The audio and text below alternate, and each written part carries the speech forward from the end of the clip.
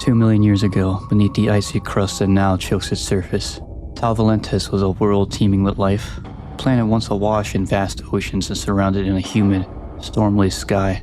Its native inhabitants were a mysterious intelligent species, semi-aquatic beings who move with grace between land and sea, their civilization thriving on the abundance their water-rich world provided. Curiosity drove their advancement, much like it had on Earth eons later, and it was that same curiosity that led them to uncover something buried deep within the planet's crust, a black marker. At first it was a marvel. The artifact pulsed with limitless energy, whispering secrets of power and unity to those who studied it, believing they had found a divine gift or perhaps a path to ultimate understanding. The inhabitants began replicating the marker, spreading its influence across their world. The more they copied, the more enthralled they became. Science blurred with reverence. Devotion replaced logic. The marker was no longer a tool. It became an idol. As its signal reached deeper into their minds, the alien civilization was changed. Their thoughts ceased to be their own. In time, the very fabric of their society unraveled as the markers prepared them for something far greater, something far more horrific. In a catastrophic moment of unnatural evolution, the markers activated their true function. The planet was seized by an apocalyptic transformation.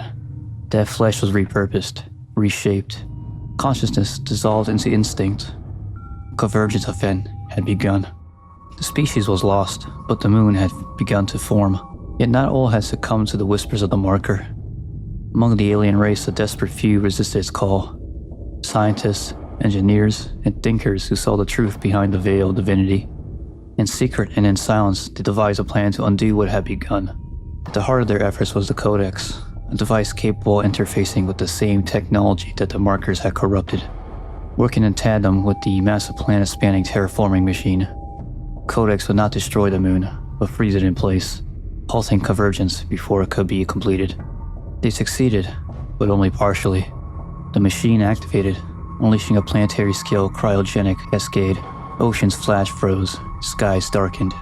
Tau Valentis was entombed in ice, transformed into a barren, frozen grave. The sentient moon, the final form of the necromorph life cycle, was left incomplete, partially formed, semi-conscious, and dormant beneath the crust. Its hunger silenced, but not extinguished. The cost was absolute. The few who had resisted were lost with their world, buried in ice and time. Yet their actions sealed the fate of the moon. For now, it waited beneath the frost, patient and dreaming, until the signal would call again.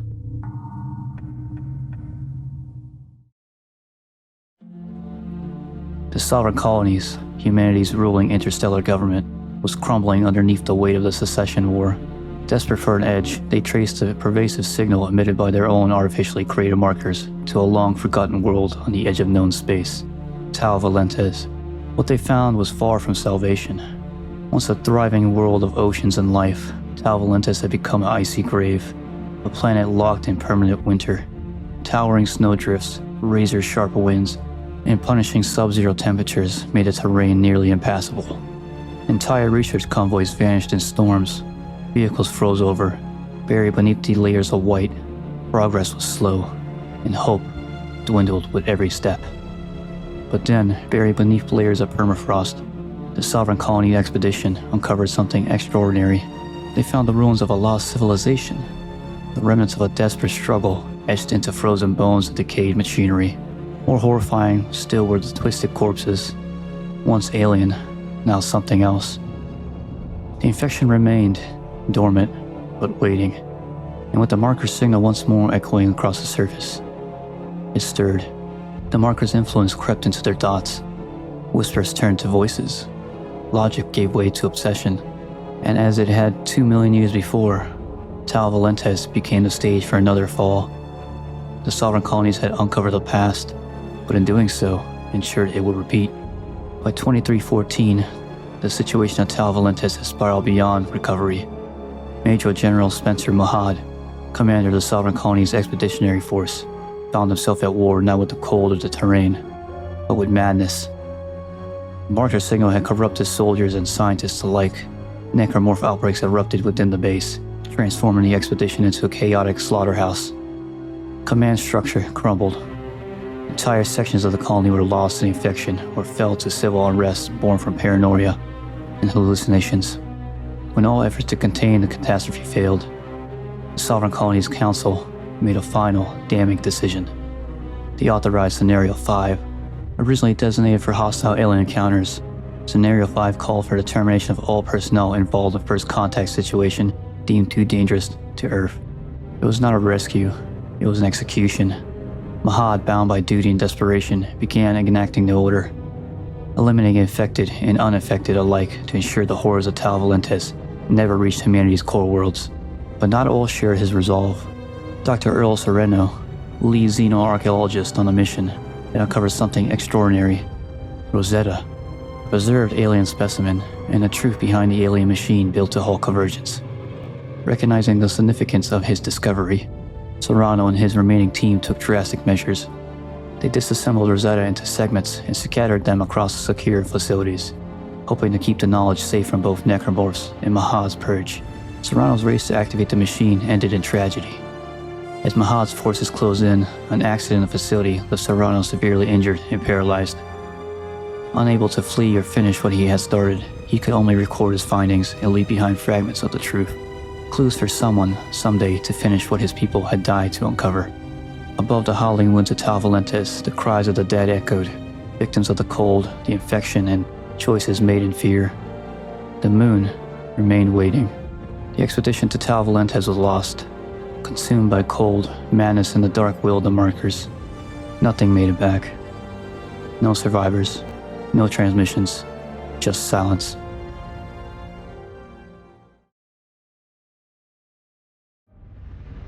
Two centuries passed. Above the dead planet, the shattered remains of the Sovereign Colony's armed forces flotilla drifted in silent orbit. Once a proud fleet of warships and research vessels, it now floated as a graveyard, derelict, iced over and forgotten. The crews had long perished, many by the hands of their own comrades, executed under Scenario 5 or claimed by the necromorph outbreak that had spiraled beyond containment. On the surface, the settlements built by the expedition stood still, frozen in time and function. Research outposts, supply depots, excavation sites, and industrial complexes lay buried beneath layers of snow and ice. Equipment lay rusting and broken. Power lines dangled from shattered pylons. Security doors flickered and groaned, long without maintenance. These are not ruins of war, but of silence, a world abandoned mid-sentence. The landscape itself had become a reflection of death. What remained of Tal Valentes was a grave, tomb for two civilizations, one alien, one human, both undone by the same whispering signal that had promised salvation and delivered extinction. And yet, deep beneath its frozen skin, the markers still stirred, incomplete, dormant, waiting. In the year 2514, long after Tal Valentes faded from human memory, a single thread of truth was uncovered. Damara Carver, a data archaeologist working deep within the forgotten archives of Sovereign Colonies era data, stumbled upon fragmented files, lost telemetry, corrupted transmissions, and scraps of marker research that had miraculously survived centuries of suppression and decay. As she pieced the data together, a name emerged from beneath the layers of classified encryption: Tal Valentes. Driven by both curiosity and the hope of ending the necromorph scourge once and for all, Damara cobbled together enough intelligence to point the way to the frozen tomb world. Her research not only confirmed the existence of the Black Marker's true signal origin, but also hinted at the alien machine that could permanently halt convergence. Damara's findings did not go unnoticed. She managed to pass her discovery to Earth Cuff Captain Robert Norton and Ellie Langford, a survivor of the Titan Station's disaster and one of the few people to ever witness the marker's destructive potential firsthand. Together they saw in Damara's work the real opportunity to destroy the source of the necromorph plague by going to the very place where it all first had been stopped. But the truth she uncovered came at a price. The Circle, the most fanatical sect of the Church of Unitology, had long sought the origin of the markers, believing convergence to be the next step in human evolution. When they learned of Damara's discovery, they acted swiftly and without mercy. She became a threat to their prophecy, a bearer of forbidden knowledge that had to be silenced. Before she could complete her mission, Damara Carver was murdered, another casualty in the war between truth and belief. But her death was not in vain. Her research lived on, carried forward by those who refused to submit to the marker's call. And once more, eyes turned to the frozen shadow of Tau Valentis, where humanity's final battle against extinction was destined to unfold.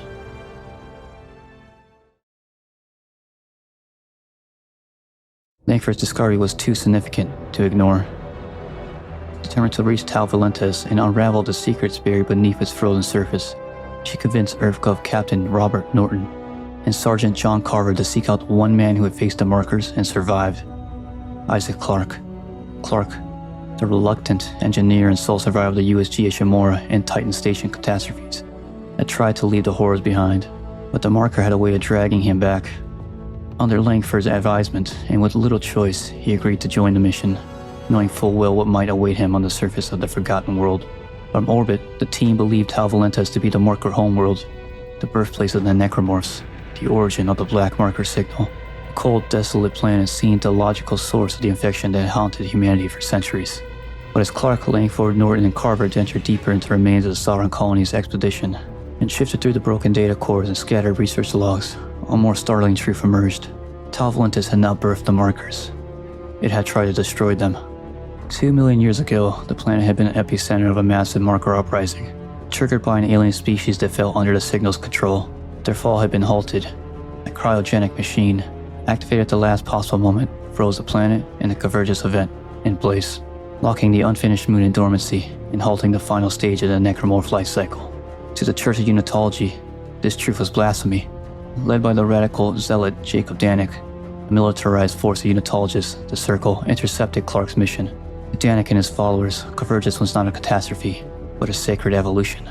The idea that it could be stopped, or worse, reversed, was abomination to their beliefs. Their goal was clear: stop Clarke, silence Langford, and assure the slumbering moon would rise. What began as a scientific expedition had become a war, a final confrontation between those who sought to end the nightmare and those who determined to see it fulfilled. As the team descended into the frozen surface of Tau Valentis, it became clear the planet was far from dormant. The necromorphs had returned. Scattered outposts and research sites, long thought abandoned, were crawling with twisted horrors, corpses reanimated and reshaped by the marker's signal. But these creatures were not exactly like those encountered on Aegis 7, the USG Ishimura, or Titan Station.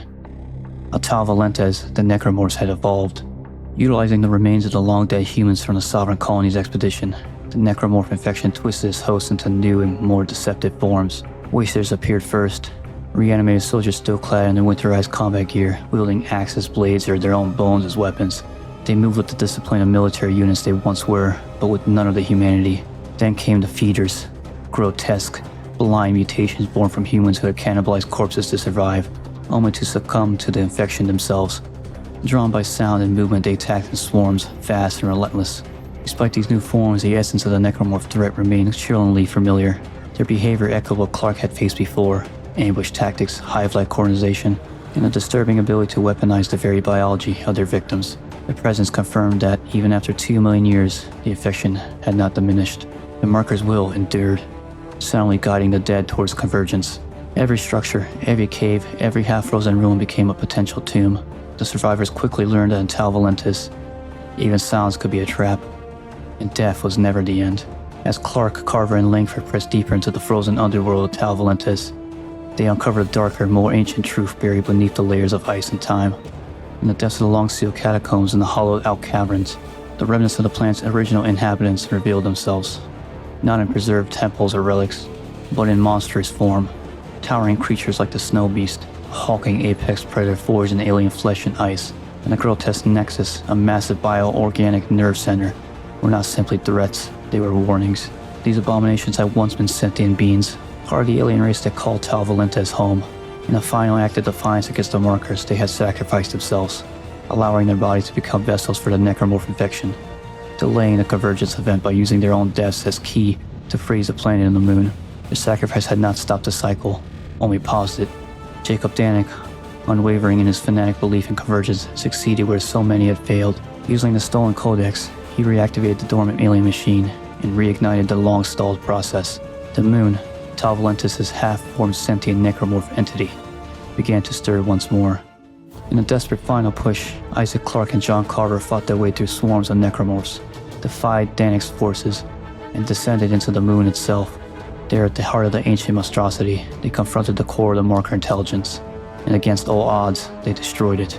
The moon screamed as it died, its biomass rupturing its signal, extinguishing. The skies over Tau Valentes fell silent once more. For the first time in recorded history, the marker network across the galaxy went quiet. The cycle was broken. The cost was immeasurable. The planet remained a grave for 2 civilizations, and the heroes who had fought to end the nightmare were presumed lost. But their actions had given humanity something it had never known in the age of the markers: hope.